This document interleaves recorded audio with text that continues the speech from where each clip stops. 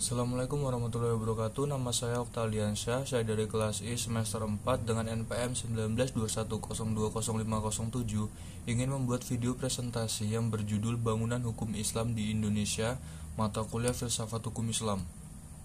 Yang pertama itu ada Devin Law and Man-Made Law sebagai teori hukum. Hukum Islam dikategorikan sebagai Devin Law karena aturan-aturan yang ada di dalamnya dibuat langsung oleh Tuhan untuk mengatur kehidupan manusia di dunia. Bila kita perhatikan mengenai di atas, betul-betul menempatkan hukum Islam sebagai entitas yang murni, bersifat top down dan melepaskan aspek-aspek historis sosiologinya.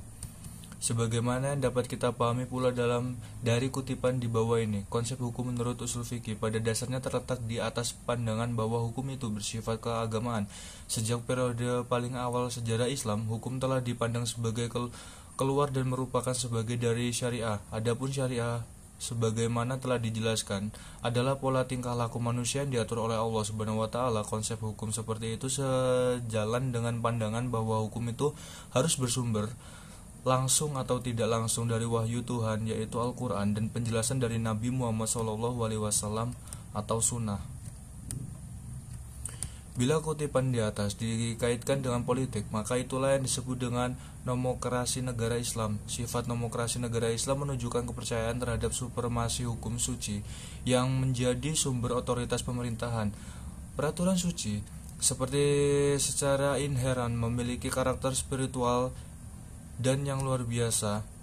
Ikatan-ikatan penyatuan antara agama dan negara dan supremasi hukum suci berasal dari kehendak Tuhan secara bersama-sama menghasilkan kembali kewajiban setiap hamba untuk taat kepadanya. Menurut Kahduri, warga negara Islam adalah hamba Allah dan hukum yang adalah hukum suci karena ia berasal dari Allah Subhanahu wa taala, tidak ditetapkan oleh manusia.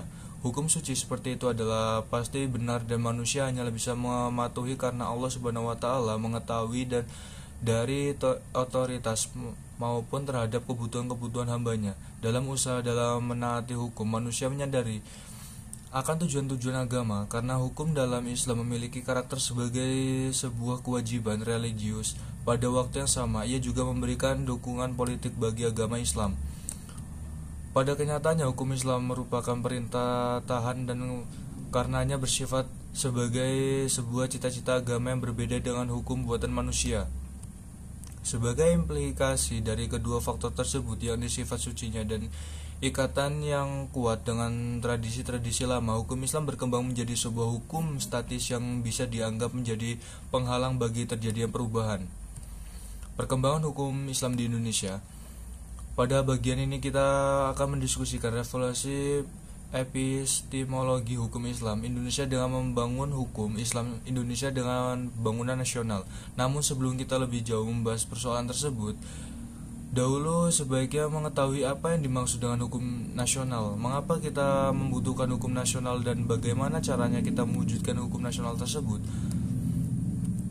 Pembangunan hukum di Indonesia. Dalam rangka membangun sistem hukum nasional, pemerintahan menerapkan kebijaksanaan untuk memanfaatkan tiga sistem eksis di Indonesia, yaitu sistem hukum adat, Islam, dan Barat sebagai bahan bakunya. Ketiga sistem hukum sangat berkontribusi dalam pembangunan hukum sosial.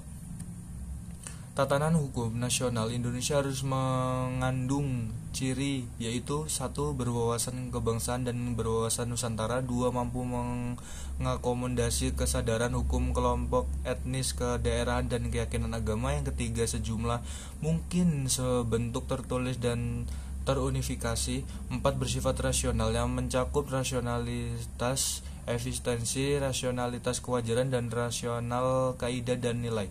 5. Responsif terhadap perkembangan aspirasi dan ekspresi masyarakat. Perkembangan hukum Islam di Indonesia, sarana dan prasarana. Berdasarkan penjelasan di atas, tampak sekali dalam hal penetapan kebijakan hukum di Indonesia, pemerintahan telah menjadikan hukum Islam sebagai bagian dari hukum nasional.